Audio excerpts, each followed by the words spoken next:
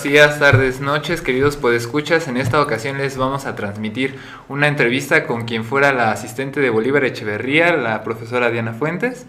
Y pues les vamos a asegurar una excelente entrevista. En esta ocasión nos encontramos Raimundo Espinosa, Jorge Rodríguez, Santiago Flores y Diana Fuentes, gracias. Bueno, la maestra Diana Fuentes es licenciada en Filosofía por la Facultad de Filosofía y Letras de la UNAM. Tiene maestría en Filosofía Política y también realizó una estancia de investigación en la Escuela de Estudios Superiores de Ciencias Sociales bajo la tutoría de Michel Lobby.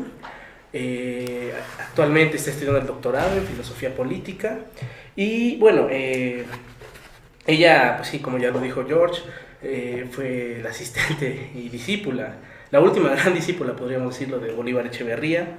Es profesora de la Facultad de Filosofía y Letras, imparte la cátedra de Textos Filosóficos 7 y Textos Filosóficos 8. De igual forma en la Facultad de Ciencias Políticas, en el Colegio de Sociología, imparte la cátedra de Temas Selectos de Materialismo Histórico. Y bueno, ella ha impartido un curso sobre la introducción al pensamiento de Gayatri Spivak.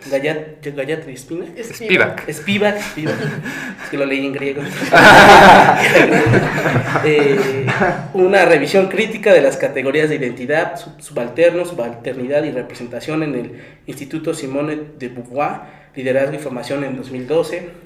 Y bueno, cabe destacar que es compiladora, junto con otros profesores, del libro de próxima aparición que se llamará Bolívar Echeverría, Crítica e Interpretación. Y sus líneas de investigación son el marxismo, Gramsci, bueno, toda la obra de Marx, Lukács, Bolívar Echeverría y Adolfo Sánchez Vázquez.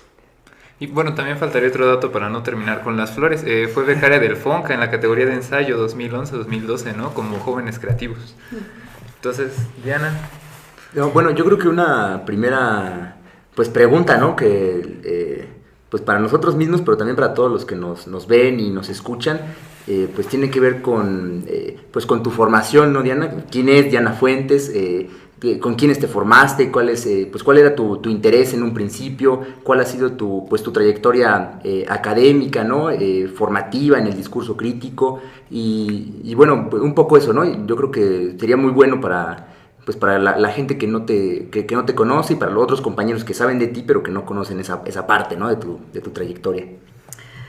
Pues creo que podría empezar como hablando de que finalmente en mi formación en filosofía, en el Colegio de Filosofía, en la Facultad de Filosofía y Letras, se inclinó por el pensamiento crítico, ante todo por un interés político, ¿no? Esto es, yo creo que finalmente cuando uno tiene un interés que nos va llevando gradualmente a buscar referentes sobre la vida política, sobre una crítica radical al pensamiento, pues detrás usualmente hay un interés de tipo político, ¿no? Entonces, pues yo fui conociendo a algunos de los más destacados profesores de marxismo en la Facultad de Filosofía y Letras, digamos, por esa vía en una primera instancia. Y tuve la suerte de aún participar en los últimos cursos que dio pues el maestro Adolfo Sánchez Vázquez después de la huelga del 99, en el que pues él regresó a dar cátedra, pues yo creo que por un interés de formar una nueva generación, ¿no? Una generación que él veía que estaba buscando referentes y que en verdad nos hacían falta, ¿no? Entonces, él volvió a dar clases, volvió a dar cursos de estética, que además eran sus célebres cursos en estética, y pues fueron cursos muy importantes para mí en ese periodo. En ese periodo también, por supuesto, ya era pues un referente obligado a asistir a los cursos de Bolívar, que siempre daba estos cursos como de introducción al estudio del Capital, el capítulo primero, el capítulo quinto. Había, por supuesto, otros profesores que fueron muy, muy importantes, pero pues era, como sigue siendo en buena medida, un periodo de gran aridez intelectual, ¿no? De una ausencia manifiesta de referentes y de profesores y de cátedras que tuvieran una formación en el marxismo y en la teoría crítica. Entonces eran las grandes figuras, pero figuras que sin duda habían sido marginadas de muchas maneras, que si seguían ahí es por lo destacado de su obra, de su pensamiento. Y bueno, esas fueron los primeros referentes, ¿no? Yo después trabajé mi tesis de licenciatura sobre Adolfo Sánchez Vázquez, sobre el concepto de praxis en Adolfo Sánchez Vázquez y en Antonio Gramsci. Y pues eso fue para mí ha sido un referente obligado. Don Adolfo Sánchez Vázquez me impresionó mucho, sobre todo en aquel momento, por su trabajo en torno a la obra del joven Marx. Y porque a mi parecer, finalmente, el gran esfuerzo de don Adolfo tiene que ver, en aquellos años y con la vigencia que tiene, con la recuperación de la práctica del sujeto consciente para la transformación de su entorno, ¿no? El concepto de praxis finalmente es eso, ¿no? El gran esfuerzo de don Adolfo por ir a contracorriente de la versión hegemónica del marxismo, la que provenía de la Unión Soviética, y por supuesto también de la tradición que estaba muy en boga, muy de moda, que era la althuseriana, y yendo a contracorriente, él hace este esfuerzo por recuperar el concepto de praxis como una categoría central para entender que finalmente somos nosotros los agentes de nuestro cambio, y de un cambio social en el que participamos en relaciones colectivas, ¿no? Entonces, para mí fue muy importante la lectura y el trabajo de la obra de don Adolfo. Y luego, por otra parte, pues el estudio de Gramsci, un Gramsci también muy manoseado, ¿no? Todo el mundo habla de sociedad civil, todo el mundo habla de hegemonía, todo el mundo ha utilizado sus categorías, bloque histórico, en fin, ¿no? Entonces, y finalmente a mí Gramsci también me ha apasionado muchísimo, porque en él también observo a un intelectual de una sensibilidad social muy particular, ¿no? No solo un intelectual de una gran profundidad teórica, sino un intelectual con una gran sensibilidad sobre su tiempo, sobre su historia, sobre las relaciones humanas, sobre la necesidad de reivindicar lo propio, lo popular, que a mí siempre me ha fascinado, ¿no? Entonces, por eso es que seguí trabajándolo. Por supuesto, también en un primer momento es una lectura muy tradicional, muy cercana al estudio sobre el Estado, sobre la categoría de hegemonía. Y al paso del tiempo fui descubriendo un otro Gramsci que pues antes no fue trabajado, o que más bien pues incluso voluntariamente fue ocultado. Y que es hasta ahora que se está recuperando, quizá porque hasta ahora responde a nuestras preguntas, ¿no? Entonces, he trabajado sobre el concepto de cultura en Gramsci, y desde ahí me parece que hay una fuente de investigación, una fuente de reflexión para nuestro tiempo poderosísima, ¿no? Y finalmente, en ese marco, con quien empecé a trabajar mi proyecto de tesis de maestría fue con Bolívar. Pues Bolívar me dijo que cuando le propuse mi proyecto de tesis, me dijo que él no sabía nada de Gramsci. Cosa que era totalmente falsa. Era totalmente falso, porque pues finalmente, con el paso del tiempo y con lo que he venido estudiándolo, pues descubro que hay un montón de referencias no directas, pero que están ahí, ¿no? Sobre algunas reflexiones que podríamos enmarcar en el pensamiento gramsciano. Y además, cuando llegué a tener otras conversaciones con él sobre mi proyecto de investigación, finalmente él siempre me daba una pauta bastante certera, ¿no? Entonces, y bueno, pues tuve la suerte, es una suerte, estuve en el momento adecuado, participé en los seminarios en el momento en el que finalmente su anterior asistente, Javier Sigüenza, pasaba el doctorado, y entonces dejaba pues este espacio, y además de todo el trabajo que él ya había realizado con Bolívar. Y finalmente Bolívar considera que yo era una buena persona para trabajar con él, ¿no? Y por supuesto yo fascinada, ¿no? y bueno, pues en esos 2 años, pues el aprendizaje directo de sus seminarios, la lectura de su obra, pues se dio como una constante. Los seminarios de Bolívar, además, Bolívar, ustedes lo saben, no daba cursos sobre sí mismo, no daba cursos sobre su propia obra. Quizá hoy podríamos lamentarnos, pero también fue algo que yo creo que es motivo de celebración. Es decir, él siempre estaba intentando formarnos en los grandes pensadores de nuestro tiempo, ¿no? Entonces, los cursos dedicados a Benjamin, los cursos dedicados a Heidegger, esta compleja figura de una lectura única hecha por él mismo, ¿no? Los cursos, por supuesto, de Marx y de teoría, digamos, marxista en general, ¿no? La escuela, los cursos que dio sobre la escuela de Frankfurt, en fin, ¿no? Entonces, y el tratamiento que hacía Bolívar de estos grandes intelectuales, yo creo que permitía que sus escuchas, que nosotros como sus estudiantes, pues abriéramos horizontes que generalmente por la vía tradicional no se conocían, ¿no? Bolívar, sin decirlo, permanentemente estaba enseñándonos un camino de lectura del marxismo que es bastante exclusivo, ¿no? Que es bastante propio, bastante suyo.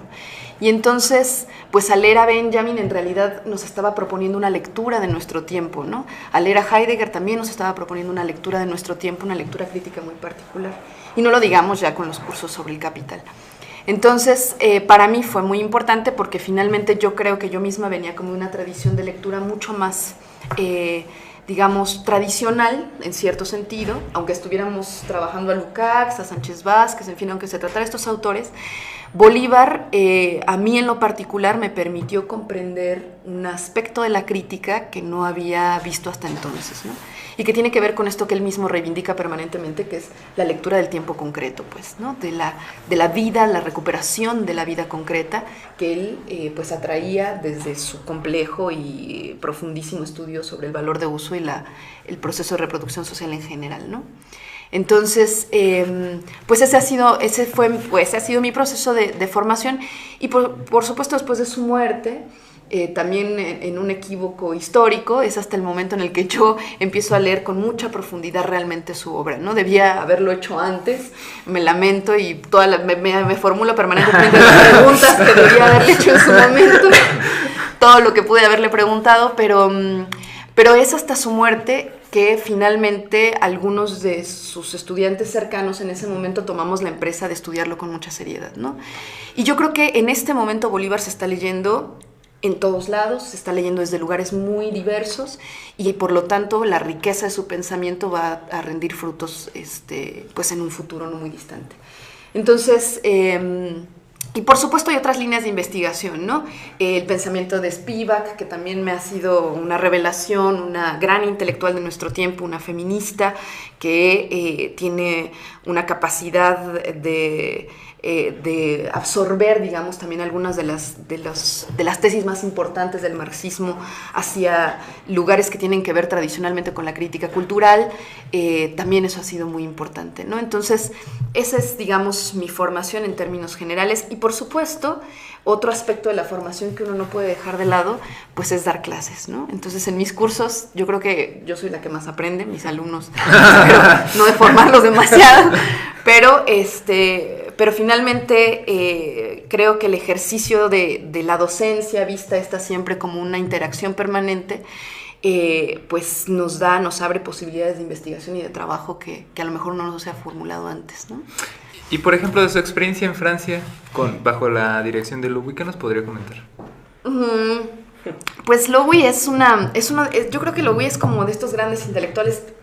Es un poco como, mi experiencia ha sido muy, muy interesante respecto a estas grandes figuras, ¿no? Don Adolfo Sánchez Vázquez, Bolívar y Louis tienen en común, además de por supuesto, este gran bagaje cultural, estos referentes impresionantes con los que siempre cautivan, que son personas y fueron personas muy modestas. Entonces Louis tenía esta característica. Entonces asistir a un seminario de Louis era maravilloso porque finalmente no solo entonces tenías una cátedra en la que los referentes siempre te llevan a la literatura, te llevan a la economía política, te llevan, digamos, a nuestro tiempo, sino que además es un hombre de una sencillez absoluta. Entonces, realmente yo lo que más agradezco de esa experiencia es la posibilidad de la relación directa con él, ¿no? De poder hacerle preguntas, de poder, incluso hasta el momento, yo pretendo que en otro momento también me ayude con mi proyecto de tesis actual, y entonces creo que es eso, ¿no? Y además la convicción, es decir, de referentes que además son bastante, ya podríamos decir, distantes. Si pensamos en Michel Louis, si pensamos en aquel tiempo, pude tomar también un par de seminarios con Daniel Ben Said, y que son referentes pues 68eros, diríamos, ¿no? Y que cuando yo asistía a esos seminarios estaban llenos de vigor, ¿no? Estaban llenos de crítica, eran verdaderamente pues alentadores, ¿no? Cuando uno ve esa Europa que es pues ya un cascarón de sí misma, ¿no? Una Europa, un París aburguesado, bueno, quizá es, como dice Benjamin, pues la capital, ¿no? De la burguesía, pero un cascarón vacío, ¿no? Hecho souvenir, sin aparentemente este potencial de emancipación social que podría haber tenido en otro momento de su propia historia. Pues más bien en ese contexto, las voces de Daniel Ben Said o de Michel Logui, que son voces también allá bastante marginales, también, digamos, dispuestos institucionalmente en un lugar que no es el que podría corresponderles, pero con un potencial, ¿no? para hacernos pensar totalmente vigente, ¿no? Entonces Daniel Ben Said, por ejemplo, cuando yo estuve allá me tocó justo el 30 aniversario, el 40 aniversario del 68, y entonces él dio todo un curso completo sobre cuál había sido el papel de la generación del 68, digamos, para el mundo actual, ¿no? Mientras que Dani Cohn-Bendit estaba sacando un libro que se llamaba Olviden el 68, por evidentes razones, ¿no? Daniel Ben Said estaba hablando de cuál había sido el papel de su generación, ¿no? Entonces, pues esa es la experiencia más importante, además de, claro, la experiencia que afortunadamente la UNAM nos otorga, y el CONACYT con esta clase de becas de irnos a pasear y pasarla muy bien, ¿no? Oye, Diana, pues has tenido una fortuna muy grande, ¿no? Que, bueno, creemos los que hemos podido ir a tus clases o escucharte por ahí en algunas pláticas y conferencias, pues que lo has aprovechado muy bien, ¿no? Digo, trabajar, conocer, ¿no?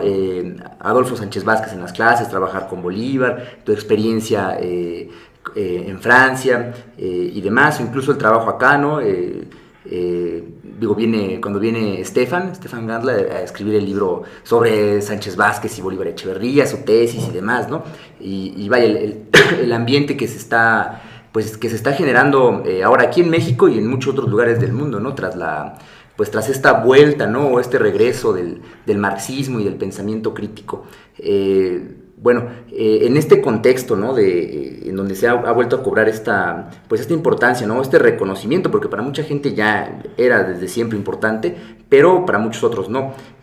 ¿Podrías contarnos o hablarnos un poco de qué es eso del discurso crítico? ¿Cuál es la naturaleza del discurso crítico y por qué? O sea, ¿por qué dedicarse a él, no? ¿Por qué hay gente que se dedica y que tiene este bagaje cultural y esta impronta, ¿no? de los profesores que nos has contado tú ahora? ¿Por qué? Bueno, yo creo que ahí vale la pena incluso hacer como una reflexión anterior, porque creo que es muy importante incluso que reflexionemos que nosotros ya estamos asumiendo una terminología utilizada por el propio Bolívar. Que nosotros ya digamos que el marxismo es discurso crítico, claro. ya habla del impacto que está teniendo, claro, ¿no? Y de la asunción que estamos haciendo de su pensamiento. Entonces, esto me parece a mí muy importante, que justo pensemos por qué lo definimos ya como discurso crítico, y que incluso en estos otros referentes que podemos tener muy inmediatos, como el propio don Adolfo Sánchez Vázquez, él hablaría en todo caso de filosofía de la praxis, no diría, ¿no? Discurso crítico.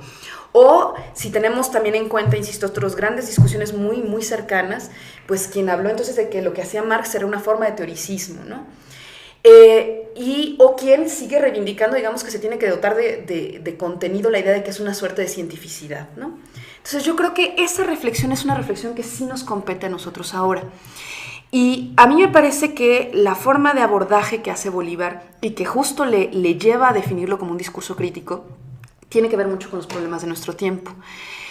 Sería difícil, o hay una serie de discusiones que tendríamos que abordar de distintas maneras, si nosotros pensáramos o quisiéramos definir efectivamente el pensamiento de Marx como ciencia, ¿no? Y entonces caeríamos en esta discusión en la que don Adolfo trabajó mucho entre ciencia e ideología, por ejemplo, ¿no?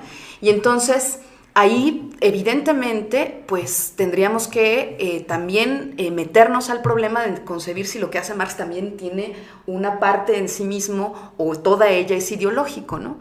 y si es ideológico, en qué medida y en qué dimensión. Entonces, esta vieja discusión que don Adolfo, por ejemplo, trabajó muchísimo, Bolívar, digamos, logra entrar de otra manera, insertándose en las discusiones muy propias de la segunda mitad del siglo XX, de la filosofía que conocemos como postestructuralista, ¿no? Y entonces cuando él dice, finalmente lo que hace Marx es un discurso también, ¿no? Es un discurso como los otros también son discursos. Y cuando introduce entonces esta idea, digamos, entra de una manera diferente esta vieja discusión en torno a la cientificidad, a la dimensión de lo ideológico, del teoricismo de Marx, ¿no? Entonces a mí esa me parece que es una reflexión que hay que tener siempre en cuenta y que yo personalmente suscribo, ¿no? Yo creo que lo que hace Marx, efectivamente tiene razón Bolívar, es un discurso, porque finalmente detrás de ello también se está asumiendo una discusión muy clásica en el marxismo en torno a que finalmente la crítica de la economía política es una construcción conceptual y teórica que en una perspectiva comunista y revolucionaria pues tendría que históricamente desaparecer, ¿no? Pretendemos que después de el capitalismo, claro, el capitalismo desaparezca y entonces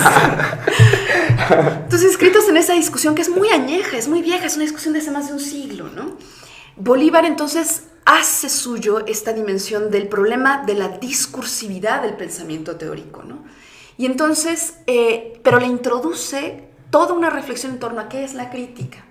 Por supuesto, aquí se está alimentando de lo que conocemos como la teoría crítica de la Escuela de Frankfurt, se está alimentando fundamentalmente de Adorno, de Horkheimer, del propio Benjamin, ¿no? Con el que siempre estuvo trabajando intelectualmente, y de algunos otros grandes intelectuales, digamos, de esta reflexión, como el propio Sartre, evidentemente como Lukács. Entonces está, digamos, en esta discusión, y entonces cuando él se mete al problema de entender qué es la crítica, digamos, con lo que tiene que debatir, y que sería, insisto, una reflexión muy propia también de nuestro tiempo, es cuál es o desde qué lugar podemos hablar de la objetividad del discurso de Marx, ¿no? ¿Dónde se dirime su objetividad? Entonces no es casual que alguien como Bolívar, por ejemplo, trabajara con tanto cuidado las tesis sobre Feuerbach, y que sea ahí donde descubra que, claro, que el mismo Marx en estos fragmentos delimita de forma muy clara que finalmente la objetividad de esto que llamaríamos el discurso crítico no es el mismo tipo de objetividad que el de la ciencia dura o que el de la ciencia, digamos, matemática propia de la modernidad, ¿no? Tampoco de la ciencia económica, ¿no? Cuando se hace ciencia de la economía, ¿no? Sí, no. Que no es esa clase de objetividad y que tampoco es la del viejo materialismo, ¿no? Sino que es una objetividad que se resuelve por otro lugar, y es ahí donde atraviesa sin duda Marx el concepto de praxis que, por ejemplo, don Adolfo y otros grandes recuperan, ¿no? Pero entonces Bolívar piensa, bueno, entonces justo el trabajo que hay que realizar es en dónde radica la dimensión de esa objetividad. Entonces, cuando él se mete con el problema de la crítica, ustedes lo ven desde sus primeros trabajos, está recuperando, insisto, esta discusión muy propia de la Escuela de Frankfurt en torno a que finalmente Marx mismo lo que hace es, digamos, hacerse de las categorías y de los conceptos, de los desarrollos teóricos más elaborados de su tiempo, en torno a la economía, en torno a la ciencia política, y lo que hace, como dice Bolívar, es deconstruirlos, ¿no? Y aquí se agarra de una categoría que quizá para el pensamiento marxista más ortodoxo no les gustaría nada, ¿no? Porque está haciéndose una categoría derridiana. Sí. Y entonces dice, pero lo que hace Marx es justo deconstruir, llevar a sus límites, digamos, pues la economía política clásica y contraponerla digamos, a los resultados que está mostrando ya el desarrollo de la forma de elaboración de la riqueza del capitalismo del siglo XIX, ¿no? Entonces, digamos, esta cuestión de la crítica a Bolívar le interesa mucho, entenderla no entonces como una ciencia que lo que hace es positivamente afirmar cosas sobre el mundo, ¿no? Dar grandes verdades universales sobre las cuales después se pueden derivar una serie de cosas, como si intentaron hacer otras tendencias al interior del marxismo, ¿no? Y que finalmente llevaron por muchas vías a una reducción del mismo, a una especie de esquematización del mismo, a una además con una intencionalidad de establecer leyes sobre la historia, leyes sobre el movimiento de la misma, leyes sobre las posibilidades de la revolución social, y que nosotros sabemos que resultaron absolutamente infructíferas, ¿no? Entonces, esa, digamos, forma de entrar a qué es la crítica me parece que es muy enriquecedora. Ahora bien, ¿qué otro elemento introduce, por ejemplo, Bolívar, en el caso concreto de Bolívar, a esto que podríamos llamar entonces el discurso crítico? Que finalmente también es el discurso, digamos, que critica a nuestro tiempo, digamos, a las condiciones en las que nosotros en este momento nos interrelacionamos con nuestro tiempo. No una crítica que solo, digamos, desde un horizonte de futuro, utópico o, en un sentido negativo, incluso ideal, pretende entonces hacer una elaboración de lo que se supone que tendría que ser su realidad, sino que Bolívar, cuando trabaja desde su complejo estudio sobre el proceso de reproducción social en general o el proceso de reproducción social natural y el valor de uso, lo que observa y lo que entiende es que finalmente las posibilidades de hacer una crítica radical de nuestro entorno están en el entorno mismo, están aquí y ahora, ¿no? No es entonces que tengamos que pensar cómo sería una sociedad futura para que desde ese imaginario nosotros entonces construyamos o hagamos una visión crítica de nuestro tiempo, que eso tiene su función, por supuesto, pero no solo. Entonces Bolívar está pensando, por ejemplo, insistiendo mucho en que es el tiempo de la hora, como diría Benjamin, el que nos da las luces y las pautas de las posibilidades de una sociedad distinta. Entonces, en ese sentido también es el discurso crítico, es una crítica sobre nuestro tiempo. Y una crítica que, por supuesto, tiene una posición sin duda política o ética, si ustedes quieren verlo, ¿no? Porque nosotros podemos pensar, bueno, en la segunda mitad del siglo XX hay muchas otras grandes formulaciones filosóficas, teóricas, epistémicas, que critican el problema de la subjetividad moderna, el problema del discurso científico, el problema de la técnica, en fin. Pero en las que hay una ausencia de esta definición política y ética sobre nuestro tiempo. Yo creo que, siguiendo una reflexión que hacía Marcuse, decía, finalmente, quien se inclina por la teoría crítica, quien se inclina por hacer una crítica al capitalismo, esta inclinación, esta decisión, es una decisión ética que está juzgando a su tiempo, ¿no? Que está observando en su tiempo una carencia que lo lleva a hacer esa crítica, ¿no? Entonces, yo creo que eso también se está jugando, ¿no? Hoy criticar el capitalismo, hoy, digamos, inscribirse en esta corriente de pensamiento, es una decisión que tiene implicaciones ético-políticas. Entonces yo creo que por ahí también va el problema, ¿no? ¿Qué más es el discurso crítico? Finalmente es un discurso que no está cerrado, ¿no? No es un discurso que esté acabado.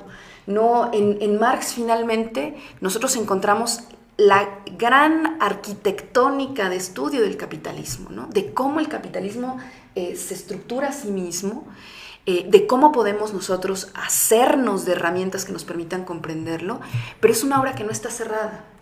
Y entonces, digamos que el discurso crítico tiene que ver con eso, que nosotros tenemos que seguir completándolo permanentemente. Así como el capitalismo no termina de enajenar la vida social, así como el capitalismo no acaba con la vida social plenamente, a pesar de este enconado esfuerzo, ¿no?, por arrebatarnos nuestros derechos, nuestras posibilidades de dirección social, de arrebatarnos además las posibilidades de comprender nuestro entorno. Y es una empresa que el capitalismo no acaba y por eso vemos insurrecciones que de pronto se manifiestan en todos lados. Asimismo, el discurso crítico tampoco es algo que esté cerrado, sino que permanentemente está requiriendo de su propia actualización, ¿no? No solo es potencia, ¿no? Claro. acto mismo ya Claro. se actualiza. Es ahí donde, por ejemplo, aquello que don Adolfo trabajaba mucho sobre el problema de la praxis, es decir, la práctica política tiene una dimensión epistemológica o epistémica que es insustituible. O sea, hay cosas que se aprenden en la vida práctica política que no se aprenden por ningún otro camino. Claro. ¿No?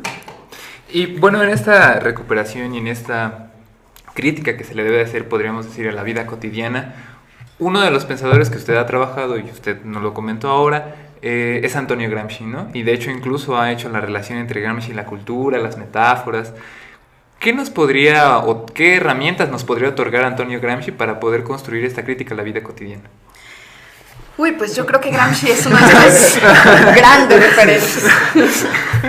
Me tocan una fibra sensible. No, bueno, yo creo que... yo les decía, cuando yo entré a Gramsci entré mucho tratando de comprender su teoría del Estado y estas cosas, ¿no? Y entonces, de pronto, cuando leía los cuadernos de la cárcel, lo que de pronto se descubre es un Gramsci que está interesado en enfatizar que, digamos, que el cambio social, que la necesidad de un cambio social radical está sentado primero en justo la reivindicación de una vida de lo propio, de una reivindicación, digamos, de aquello que este proceso largo y devastador que ha implicado la modernidad capitalista nos ha arrebatado, ¿no? Y que es nuestro arraigo, nuestra vida comunitaria, nuestra lengua, nuestras costumbres, nuestros hábitos, nuestra propia historia, ¿no? Entonces, en Antonio Gramsci hay un esfuerzo permanente justo por mostrar que en la vida popular, en el folclore que tanto le interesaba, ¿no? En la vida cotidiana, hay permanentes expresiones de cultura que, por supuesto, han sido, digamos, sometidas a un desprecio permanente por la alta cultura burguesa, ¿no? Pero que en realidad la vida social se reproduce y se manifiesta en su plenitud en esa dimensión de sí misma, ¿no? Ahí donde justo podemos encontrar las tradiciones de un pueblo, en su lenguaje, en la forma en la que se expresan, en la que se entienden, en la que se comunican. Ahí es donde pensaría yo, tiene en consideración Gramsci, está, digamos, la esencia de lo social, ¿no? Y entonces a él le interesa mucho esto porque él observaba, por ejemplo, en las discusiones propias del Partido Comunista antes de su aprehensión y durante su encarcelamiento, que el Partido Comunista estaba adoptando formas de asociación política o de un programa político, que era muy cercano, digamos, a las experiencias de la revolución bolchevique y de algunas otras experiencias en otros países, pero que estaban observando poco las cualidades que ya existían de organización en la propia Italia, ¿no? Y que entre los propios italianos había experiencias organizativas que arraigaban con su propio pasado y que tenían un potencial que no estaba siendo observado por el Partido Comunista, ¿no? Entonces, en este esfuerzo, que le valió muchísimas discusiones, ¿no? Y que incluso también la exclusión en el propio partido, él siempre tenía en consideración que en realidad justo la posibilidad de un programa político revolucionario pues tenía que arraigar en el propio pasado de un pueblo, de una comunidad, de una serie de asociaciones, ¿no? Entonces, por de ahí su famoso trabajo, digamos, en torno a las formas particulares de asociación entre los obreros italianos, su trabajo, digamos, en torno a la recuperación de ciertas tradiciones, en fin, ¿no? Entonces, y Gramsci, por ejemplo, tiene un concepto que ahora está siendo estudiado con mucha fuerza, que es el concepto de traducibilidad, ¿no? Se sabe poco que él era filólogo, él estudió filología alemana, diríamos nosotros, ¿no? O letras alemanas en Turín, y a él lo que le interesa atraer de esta metodología muy propia de la lingüística hacia la teoría política de corte marxista, lo que le interesa traer con el concepto de traducibilidad es que así como en una lengua no puedes traducir, no se puede traducir jamás el contenido absoluto de una lengua a otra, Así como esto ha sido pensado y tematizado de muchas maneras en la lingüística, así pensaba él, una experiencia histórica no puede ser traducida a otro pueblo, a otra nación, a otra experiencia política de manera simplista, ¿no? Entonces él decía, no podemos traer a nosotros la experiencia de los soviets sin más, ¿no? Si traemos hacia nosotros ese tipo de experiencia política, tendríamos entonces que adecuarla a lo que es Italia y a lo que es digamos, el pasado de Italia y de los trabajadores italianos, ¿no? Entonces, es este esfuerzo, digamos, el que a mí me parece que es muy importante recuperar en el pensamiento gramsciano, por supuesto nutrido de estas grandes categorías, ¿no? La categoría de hegemonía que desde algunas lecturas ha sido empobrecida, ¿no? Se ha empobrecido al grado tal de que se hable de hegemonía ya casi como sinónimo siempre de dominación, ¿no? Cuando la categoría de hegemonía es un esfuerzo de Gramsci por tratar de comprender cómo es que el capitalismo, digamos, de principios del siglo XX y el Estado, pues tiene que servirse de otra serie de herramientas de dominio, sí, de dominio social, que no se restringen a la mera coerción y la violencia física o a la violencia propia de la coerción del Estado, ¿no? de sus aparatos y de sus instituciones de represión política, ¿no? Y entonces le interesa mucho eso, imaginen ustedes, claro, previo al ascenso del fascismo, ¿no? Entonces le importa porque finalmente es cierto, así lo trabajó también la teoría crítica, ¿no? Así lo trabajan también Adorno y Horkheimer, digamos, esta dimensión de lo que tradicionalmente conoceríamos como lo ideológico, del dominio ideológico y cómo esto se convierte en un mecanismo también de reproducción del capital. El capitalismo, incluso Althusser se lo reconoce a Gramsci, ¿no? Gramsci es el único que ha dicho finalmente que el capitalismo no solo se reproduce en términos económicos y materiales, sino que tiene que reproducirse en la conciencia de los sujetos. Pero Gramsci se da cuenta de que esta reproducción no es automática, no es esta vieja idea de entonces cambia la estructura económica y cambia la superestructura ideológica, ¿no? Si fuera tan fácil, entonces a lo mejor ya hubiéramos hecho la revolución. Sino que finalmente eso está en una dinámica muy compleja en la que nosotros podemos entender que incluso en la lucha de clases, en lo que nosotros comprendemos como lucha de clases, ahí también hay una serie de interacciones de grupos y de cuerpos sociales que no necesariamente se identifican a sí mismos a través o por el hecho de su situación de clase, ¿no? Sino que se identifican a sí mismos por el lugar en el que viven, por la lengua que hablan, por el género al que pertenecen, por el espacio social en el que se ubican, ¿no?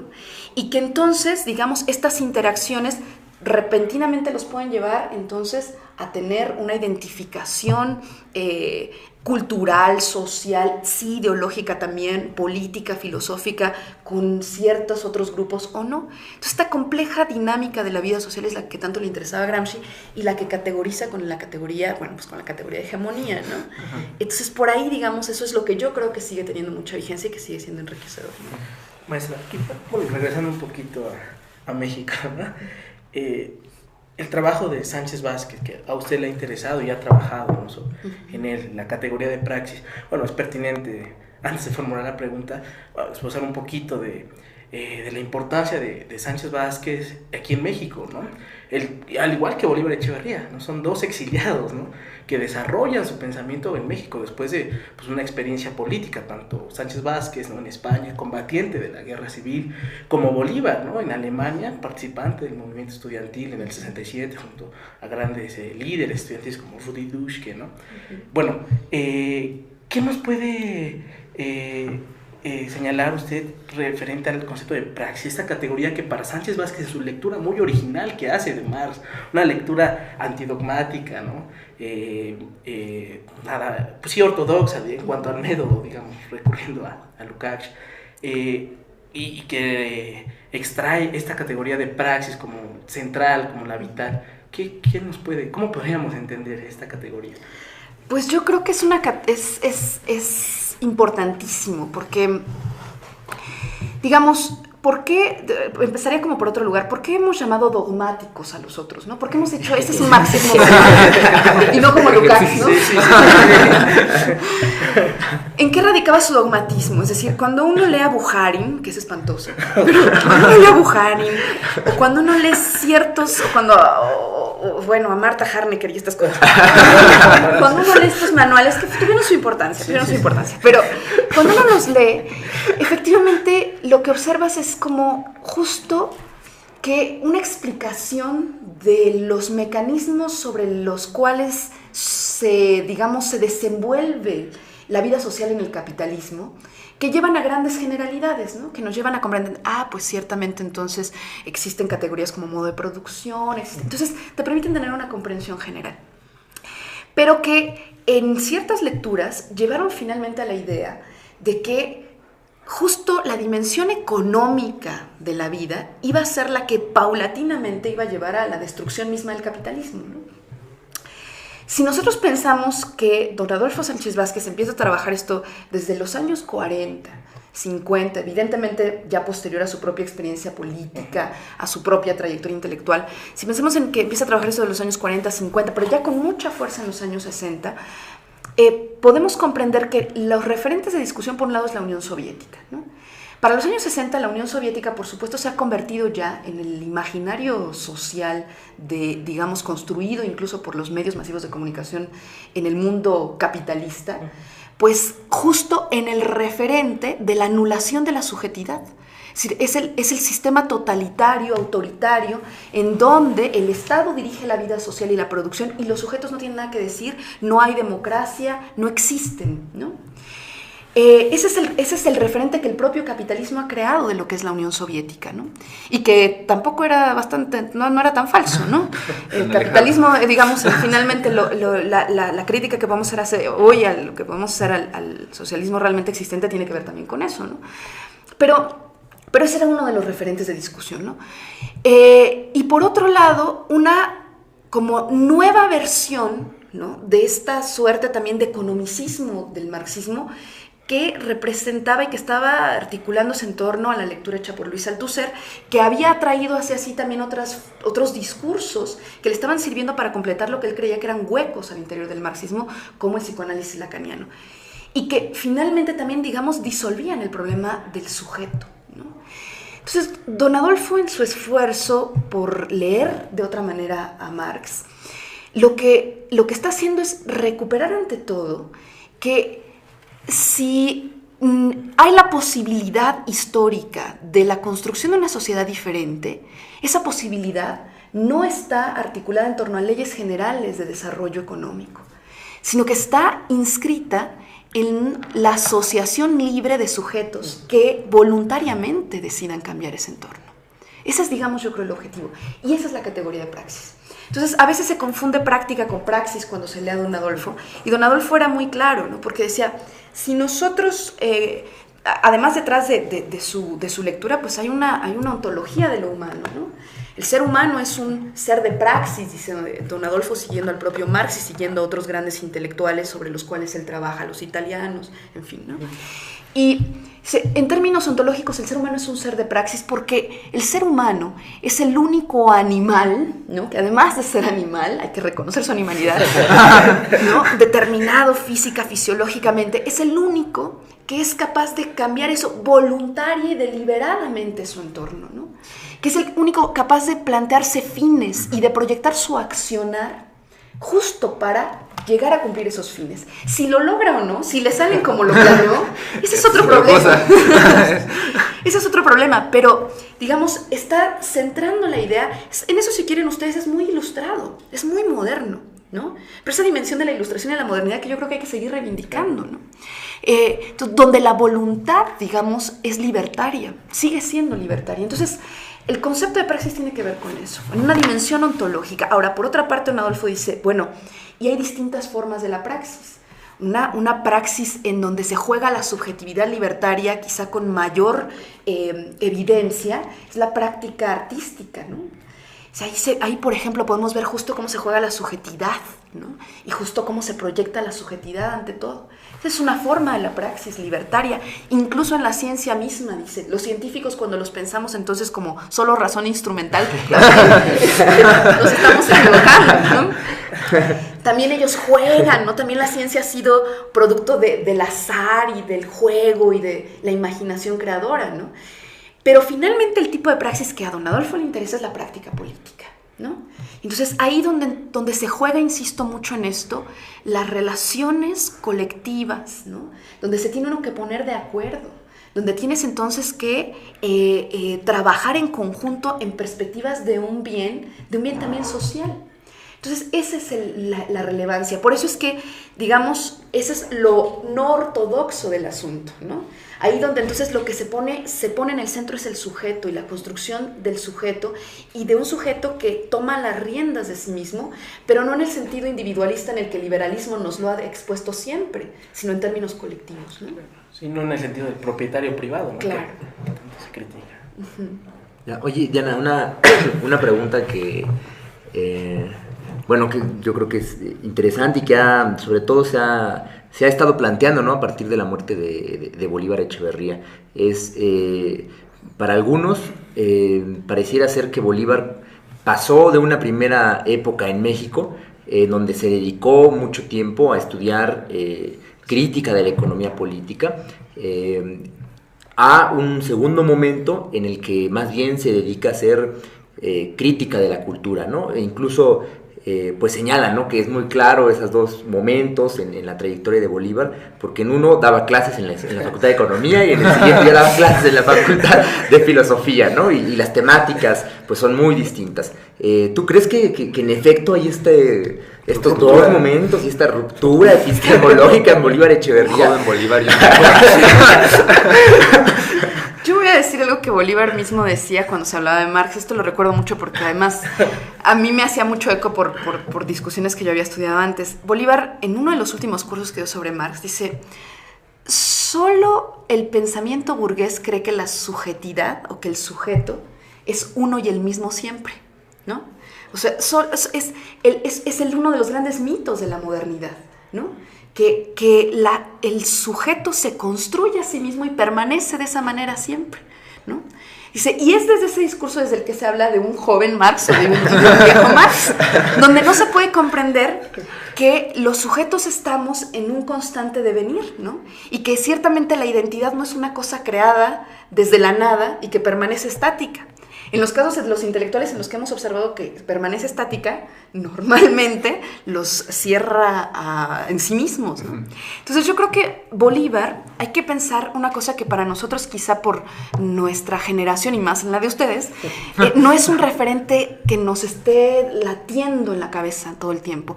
Y es que piensen ustedes que después del 89, ¿no? Después finalmente de la caída del bloque soviético, pensar desde, digamos, el marxismo no solo era una cuestión de una reivindicación y de un esfuerzo de voluntad evidente, tenía que hacerse también desde una reflexión crítica.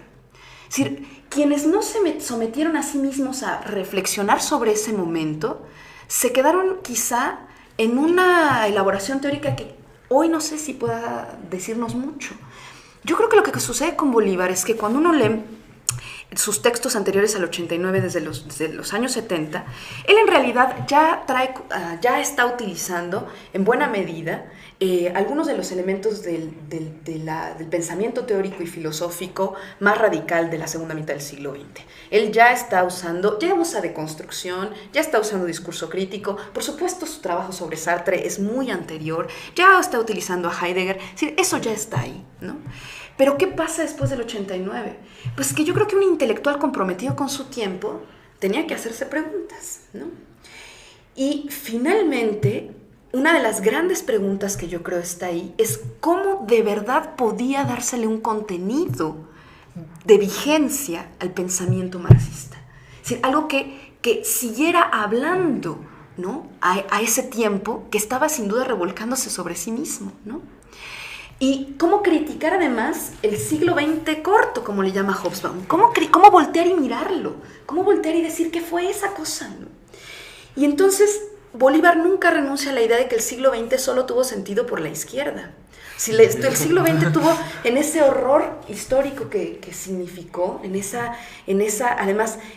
terrible devastación incluso del propio discurso de la modernidad que él representa, si tuvo algún sentido, y por sentido entendamos alguna racionalidad, Eso solo tiene que ver con la izquierda, con la presencia de la izquierda.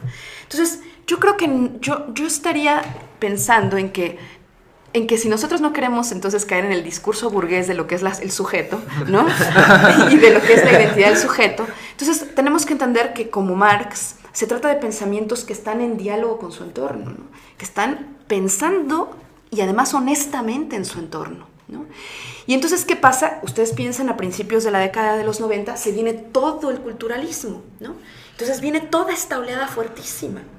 Y entonces, claro, todo se vuelve se relativiza, ¿no? Se empieza a pensar desde lo local y que tuvo su importancia y es muy importante seguirlo pensando.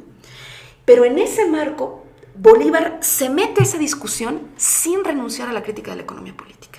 Eso es lo que yo creo fundamental. En el marco del zapatismo, ¿no? En el marco, digamos, de ese contexto, ¿cómo es que él hace suyo una serie de discusiones que están en su entorno, a las que no puede hacer caso omiso, ¿no?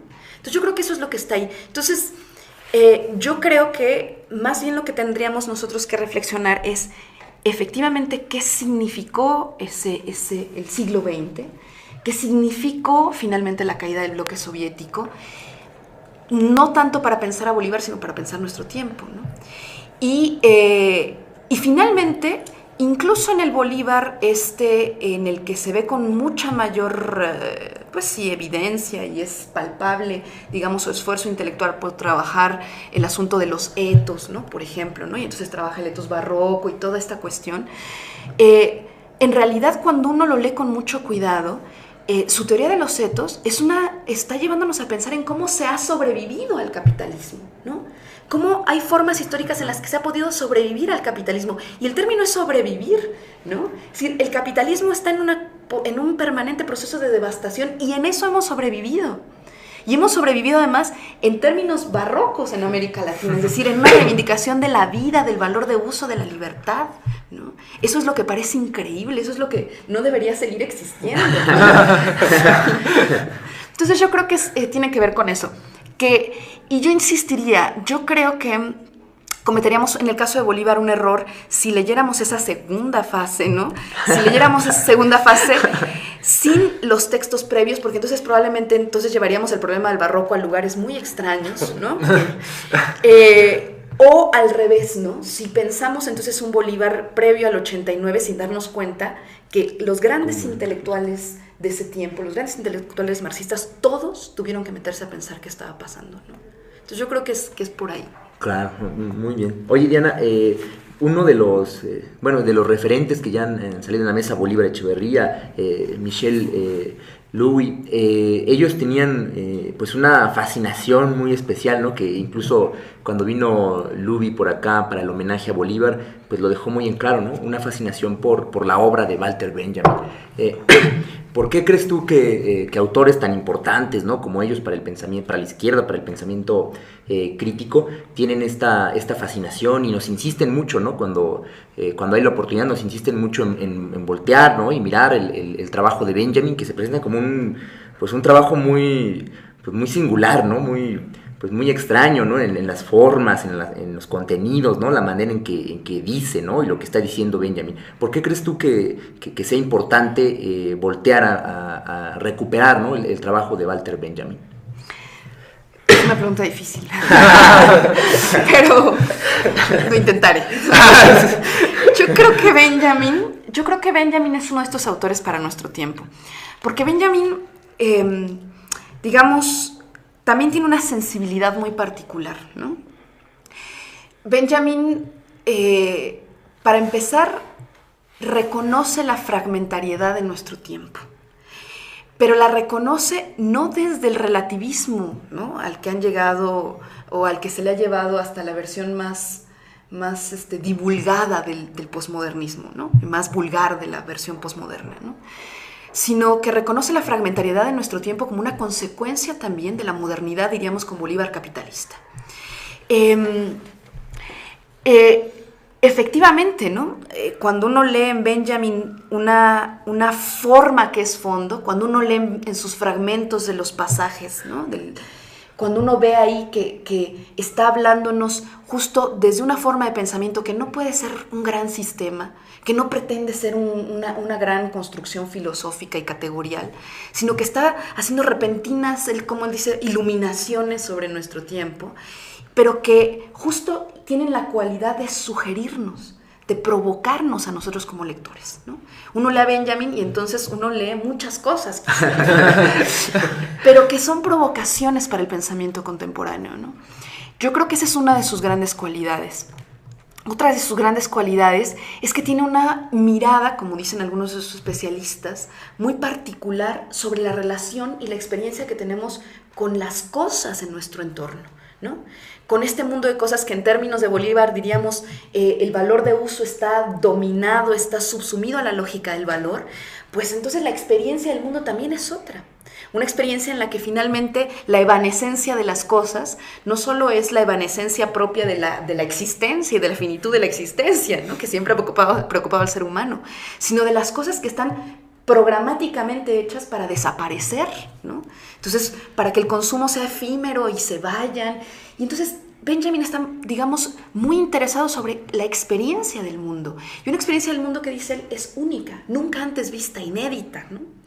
Y que además no es reversible tampoco, ¿no? Ya no podríamos nosotros pensar que podríamos regresar a una experiencia del mundo previa a lo que ha implicado la modernidad.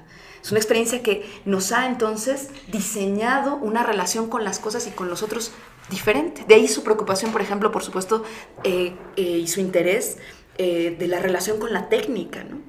Y el problema de su famoso problema de la reproductibilidad técnica, con esta doble dimensión libertaria o subordinante, ¿no? Entonces, yo creo que esto es lo que hace tan poderoso el pensamiento de Benjamin. Y además de un Benjamin que a mí me parece que es el que a mí más me interesa, que no es el estetizado, ¿no? No es el Benjamin solo crítico literario, que lo fue, ¿no? y que es fascinante, sino del Benjamin político, del Benjamin atravesado por la crítica de la economía política, del Benjamin que lee a Lukács, del Benjamin que está dialogando con Brecht, ¿no? Y de un Benjamin entonces que está efectivamente pensando que hay inscritas en esto, como les decía, en el tiempo de la hora, las posibilidades. Desde la construcción del mundo que tenemos están las posibilidades de la articulación de una forma de vida radicalmente distinta, ¿no?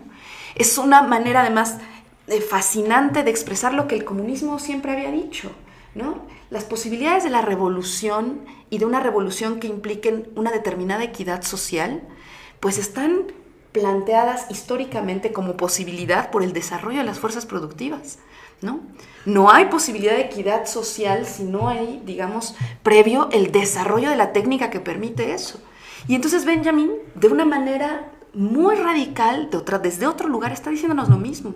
Esto es, el desarrollo técnico-científico, si se quiere, o el desarrollo técnico, tiene inscritas en sí mismas las dos posibilidades: la subordinación del trabajo y del valor de uso, o la posibilidad de su uso libertario, lúdico y creativo, ¿no? Entonces, yo creo que eso es lo que vuelve tan fascinante a Benjamin, entre muchas otras cosas, ¿no? Entre su lectura sobre la historia, entre la crítica a la modernidad, entre la crítica, digamos, también a la forma en la que se piensa desde la modernidad. Yo creo que son muchísimas, ¿no? Y además un autor que, insisto, yo creo que nos habla a nosotros ahora, que leerlo nos provoca, ¿no? Y bueno, ya que estamos en terrenos alemanes, porque ya hicimos el viaje de Italia, después España, Ecuador, México, pues ahora nos vamos a Alemania y dentro de estos aportes que se hacen hacia la crítica de la cultura o hacia la crítica de las formas culturales están justamente los aportes de Horkheimer y Adorno, ¿no? Con el libro de Dialéctica de la Ilustración. Entonces, ¿cómo podrían ser el gozne, ¿no? Para poder trabajar una crítica hacia la cultura mexicana con estas herramientas que nosotros podemos encontrar como con Adorno y con Horkheimer? Para los que han o no han asistido a las clases de Diana, pues siempre nos recomienda este libro y hace unas señalaciones excelentes sobre qué tan atrasado podríamos nosotros tomar esa lectura, ¿no? Porque ellos se espantan muchas veces del sonido que se le ponen hoy a las películas mudas, ¿no? Ellos decían, no, eso no es posible, ¿no? Ahora no nos podríamos imaginar ni siquiera este video con esa posibilidad. Entonces, pero, ¿Cómo estos elementos o este aporte particularmente nos podrían ayudar para comenzar a desplegar una crítica de la cultura mexicana? Yo creo que digamos, la vuelve vigente pensaría, por ejemplo, en el ensayo sobre la industria cultural, ¿no? Y diría, su vigencia es tan desafortunada como la vigencia del capitalismo, ¿no? Porque, digamos, el problema de la industria cultural es un problema que nos dice a nosotros ahora muchas cosas, porque la industria cultural, como una industria global, se expandió y se volvió homogénea a lo largo y ancho del orbe, ¿no? La gran exposición que han hecho los movimientos, el movimiento estudiantil y el movimiento de jóvenes en este contexto en el que estamos parados ahora respecto a los medios masivos de comunicación, es algo que en términos generales y muy audaces habían visto Adorno y Horkheimer en su ensayo sobre la industria cultural. Es decir, el papel que iba a jugar la industria cultural y que ya estaba jugando entonces en la construcción también de una experiencia del mundo subordinado a la lógica del capital, ¿no? No solo porque la cultura se volviera una industria, no solo porque la cultura entonces fuera vendible, comprable y se pudiera meter entonces a calcular la ganancia que producía, ¿no?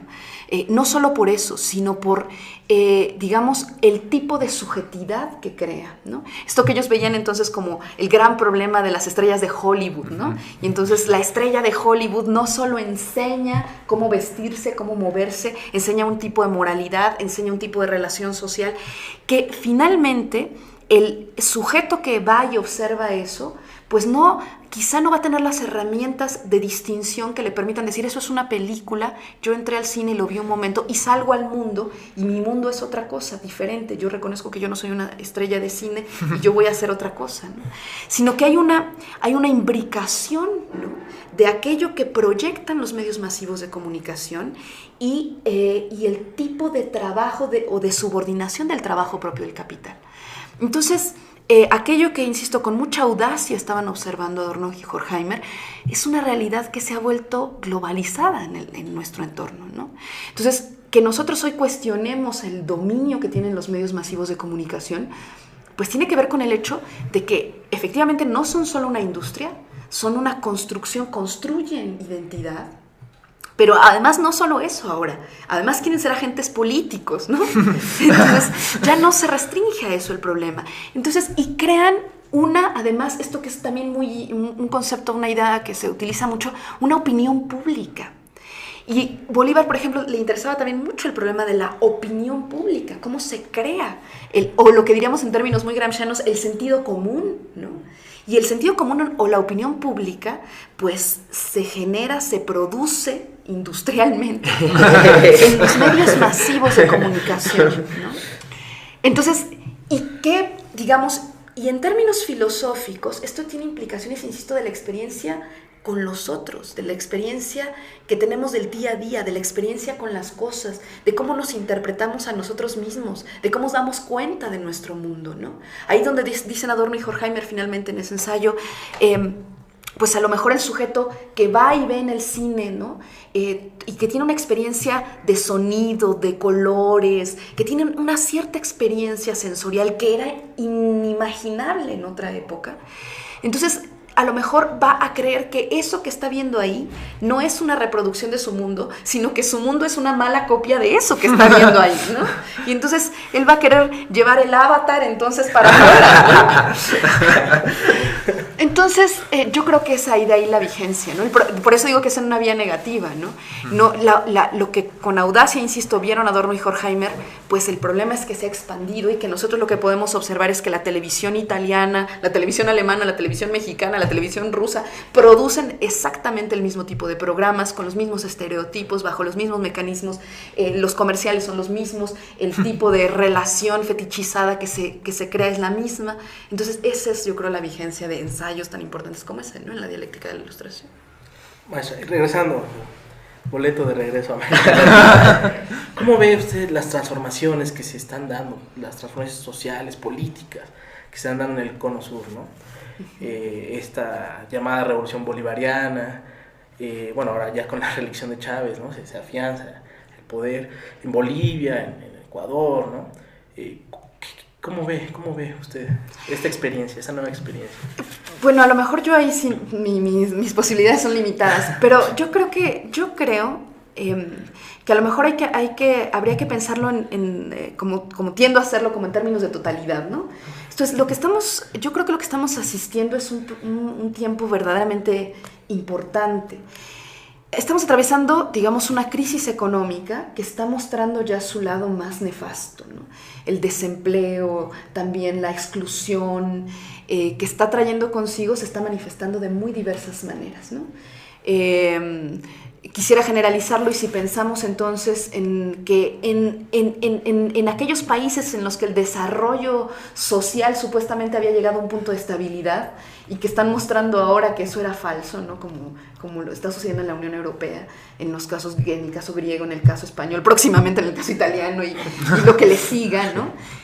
Lo que estamos viendo es que, digamos, se están abriendo las consecuencias de esta gran crisis. Ahora, en el caso de América Latina, afortunadamente hay procesos que se adelantaron, digamos, a ello, creo yo, ¿no? Digamos que se adelantaron en términos sobre todo de avanzada social, ¿no? De una lógica de defensa de derechos y de defensa de lo propio. Cada caso es diferente, finalmente, el caso venezolano, el caso boliviano, el caso ecuatoriano, en fin, son casos que tendrán que analizarse por sí mismos. Pero yo creo que finalmente lo que estamos observando es que, a pesar de que parecía que había una estaticidad social que no tenía como cauce, justo lo que observamos es que están habiendo muestras muy importantes de que hay posibilidades de construir cosas diferentes, ¿no? De relaciones diferentes. En este caso, por supuesto, en un marco muy particular, en un marco estatal, en un marco de una democracia liberal evidente, en fin, pero que sin duda otorgan posibilidades de construcción social, política, cultural, radicalmente distintas a cuando se vive en un país como el nuestro, ¿no? No es lo mismo vivir bajo un régimen como el de Calderón que en un régimen como el de Bolivia, ¿no? Las posibilidades de desarrollo de los individuos indudablemente son otras. Para empezar, no morir, ¿no? Entonces, o no ser levantado por el narcotráfico, ¿no? Entonces yo creo que ahí hay un potencial. Ahora, y lo que está pasando en México también es muy importante. Digo, yo sé que a todos nos deprime profundamente el triunfo del PRI, pero aún así yo creo que, a diferencia de lo que se veía en años anteriores, se está viendo, se está emergiendo, ¿no? Un descontento social que además se está encontrando y está tratando de estructurarse a sí mismo. Entonces yo creo que eso es muy importante. Y que por eso es que el discurso crítico cobra vigencia, no porque la tenga por sí misma, ¿no? No es porque Marx tenga vigencia por sí mismo, sino porque nosotros lo hacemos vigente. Nosotros le damos, lo atraemos hacia nuestro entorno, y si nos responde, entonces es que es vigente.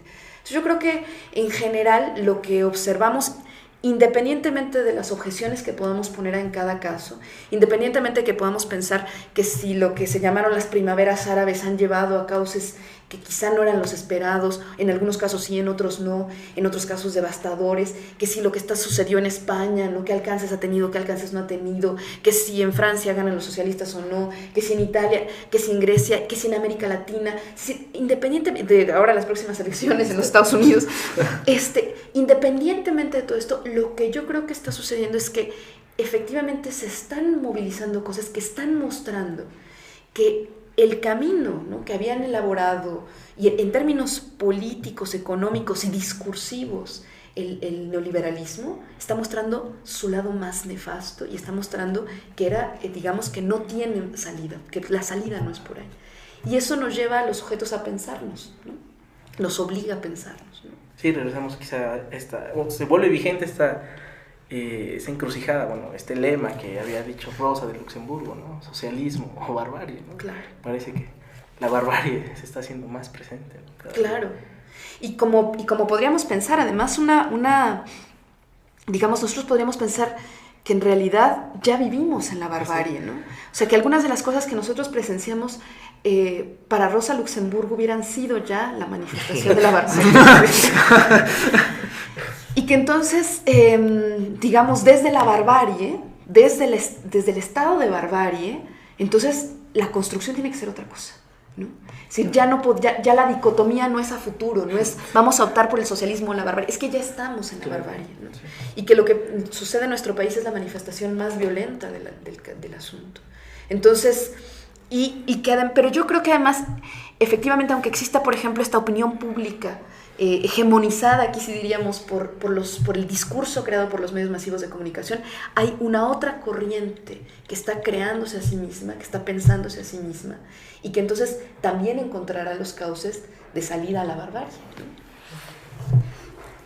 Oye, Diana, y en medio de este contexto tan, a veces, desalentador, ¿no? Tan difícil aquí en México, contradictorio, ¿no? En el que sobrevivimos literalmente, ¿cómo ves tú las expectativas para quienes intentan hacer una reflexión crítica, ¿no? Sobre México, sobre la región latinoamericana y en general, ¿no? Sobre el capitalismo contemporáneo, la modernidad capitalista? Digo, aquí ha habido, pues en años recientes, ¿no? Autores que son reconocidos internacionalmente y que son bueno, marxistas, ¿no? Que por lo menos tienen una lectura de Marx que es reconocida, ¿no? Estoy pensando, por ejemplo, en cuando Bolívar ganó el Premio Libertador, ¿no? Lo gana Enrique Dussel con su lectura que hace de Marx, lo gana recientemente Jorge Veraza, autores, todos pues que han producido su obra aquí, ¿no? Digo, Bolívar ya traía una formación, el mismo Dussel tenía ya una cierta historia antes de llegar a México, pero sus obras de mayor peso, trascendencia, las escribieron aquí en México. Eso quiere decir, eso indica, ¿no? Me parece que detrás de eso indica muchas cosas, ¿no? Un contexto muy, muy complicado. ¿Cómo ves tú ahora con esta breve reseña que ya se hacía, ¿no? De la situación que tenemos ahora en México y de lo que nos depara, ¿no? El próximo sexenio. ¿Cómo ves tú pues las posibilidades para el discurso crítico con los compañeros, con los profesores, con la gente que ya está trabajando y con la gente que viene, ¿no? Que está ahí, que está impulsando con mucho ánimo, pero que también muchas veces su trabajo está pues invisibilizado, ¿no? Está muchas veces ni siquiera entre los propios autores, pareciera como si entre los propios autores aquí en México no se conocieran, a veces no se leyeran, no, hicieran caso omiso entre ellos, ¿no? En medio de esas pues contradicciones, ¿cómo ves tú el panorama para el trabajo de quienes quieren pensar críticamente la realidad? Yo creo que es un tiempo que, digamos, en el que estamos saliendo del marasmo realmente, ¿no? Finalmente, alguna vez lo conversé brevemente con Louis y él decía que los 90 afortunadamente se acabaron, ¿no? Y que decía él que había sido el peor tiempo para el pensamiento crítico, ¿no? Y se acabaron también con sus propias utopías, ¿no? Entonces, yo creo que finalmente uno de los grandes retos para el pensamiento crítico no está, digamos, en ganar. Eso sería uno de los problemas, ganar sus propios espacios y sus propios reconocimientos, digamos, para ejercer su labor. Finalmente, en las universidades, en ciertos espacios, está habiendo un regreso al pensamiento de Marx, por ejemplo, y de los clásicos. Pero yo creo que ese no es el reto más grande. Yo creo que el reto más grande del pensamiento crítico es volver a hacer un pensamiento de praxis. Es decir, más allá de los reconocimientos, de las publicaciones, de las cátedras, de esto que no deja de ser un enclaustramiento académico del pensamiento, eso, como decía Terry Anderson, que al que tendencialmente, ¿no?, fue llegando el pensamiento crítico por muchas razones, y en América Latina además, y en México en concreto, pues como espacios y reductos de rebeldía, ¿no? Pero yo creo que el reto más grande es que más allá de los espacios académicos, más allá de las publicaciones que están hechas incluso para ya lectores muy hechos, lo que se requiere es una interlocución que rebase eso y que el pensamiento crítico se convierta nuevamente en un pensamiento que entra en interacción con la política, ¿no? Esto no significa que se subordine, esto no significa, por supuesto, que pierda, digamos, dimensión y profundidad, que es a veces lo que llega a suceder. Pero yo creo que ese es el reto más importante, ¿no? A mi parecer, incluso me parece una de las preocupaciones a las que tendríamos que atender. Insisto, yo creo que hay un regreso, y que ustedes mismos son un ejemplo de ello, ¿no? Creativo, un ejemplo muy importante, ¿no? Y que se está además reproduciendo de muchas maneras, es decir, criticar nuestro tiempo no atraviesa necesariamente, en primer lugar, por la lectura de Marx. Benjamin no llegó por ahí, ¿no? Sino que llega por muchos lugares, desde muchos espacios están generando formas creativas de criticar la dinámica social en la que vivimos. Entonces yo creo que eso es muy importante, y que en particular para el pensamiento crítico, el gran reto será pensar nuestro entorno, ¿no? Será pensar nuestro entorno y entrar en un diálogo con nuestro entorno, insisto, sin que por ello deje de ser teoría, sin que por ello deje de ser pensamiento, sin que por ello deje de ser, de tener profundidad analítica, que tampoco es de lo que se trata, ¿no? No de convertir el pensamiento en ideología, nada más, ¿no? Entonces, ese es, a mí me parece, si pensamos en nuestros grandes referentes latinoamericanos, si pensamos en Bolívar, en Sánchez Vázquez, si pensamos entonces en Mariátegui, si pensamos en estas cosas, en estos nombres enormes, pues estamos viendo casos de hombres y mujeres que están pensando en su marco político específico también, ¿no? Entonces yo creo que esa es la gran labor para el futuro, ¿no? Bueno, ya que estamos hablando de retos y cosas que van a venir, en la vida de Diana, política, ¿cuáles son los nuevos proyectos que tiene Diana? ¿Qué es lo que viene? ¿Qué es lo que está por venir? ¿Cuáles son los nuevos los retos, los proyectos que usted tiene, trabajos? Las perspectivas, ¿no? Pues yo creo que, yo personalmente seguir trabajando, pero yo ahora estoy muy interesada en seguir esta línea de investigación pues abierta por Bolívar, ¿no? Bolívar dice con mucha claridad que finalmente en Marx reconoce una ausencia, ¿no? Y si es la ausencia, digamos, de profundizar sobre la dimensión del valor de uso, sobre la dimensión de la forma de reproducción natural, y que él mismo le apunta a un camino, ¿no? Él no se está apuntando a un camino. Yo creo que hay que profundizar por esa vía, ¿no? Él también insiste mucho en que una de las grandes tareas quizá para el pensamiento crítico contemporáneo sea profundizar en la teoría de la enajenación, pero profundizar en ella en términos entonces de una discusión sobre qué representa la enajenación en la vida cotidiana, la enajenación de lo político. Entonces a mí me interesa trabajar muchísimo esa beta, me interesa profundizar mucho más en la obra de Marx, y me interesa mucho además que pues dedicar muchos de mis esfuerzos a recuperar a muchos de estos autores que están ahí y que todavía nos pueden seguir diciendo muchas cosas, ¿no?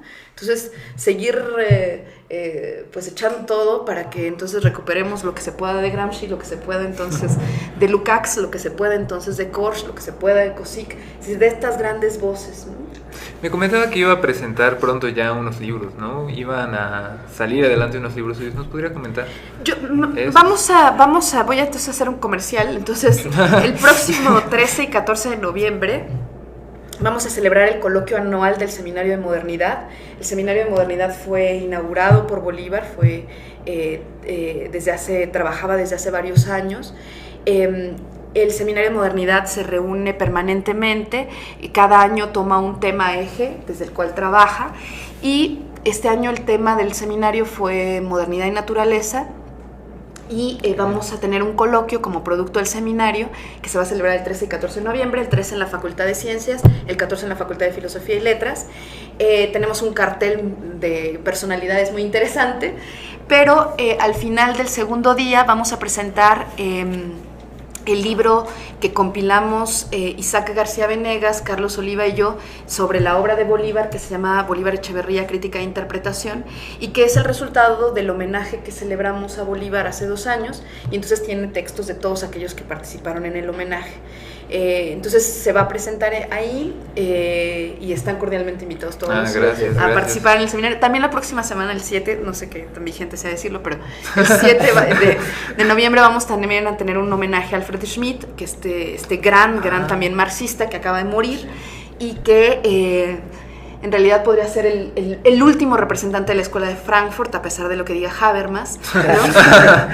Y que pues ha quedado también, quedó mucho tiempo en el olvido, recientemente cerradito su obra sobre el concepto de naturaleza en Marx. y que entonces le dan nuevamente brillos, ¿no? Para que empecemos a estudiar Schmitt. ¿En dónde va a ser el historia? Este va a ser en la Facultad de Filosofía el 7 de noviembre en la sala de videoconferencias del edificio Adolfo Sánchez Vázquez, este edificio que Narro nos construyó lo más lejos que pudo. Sí.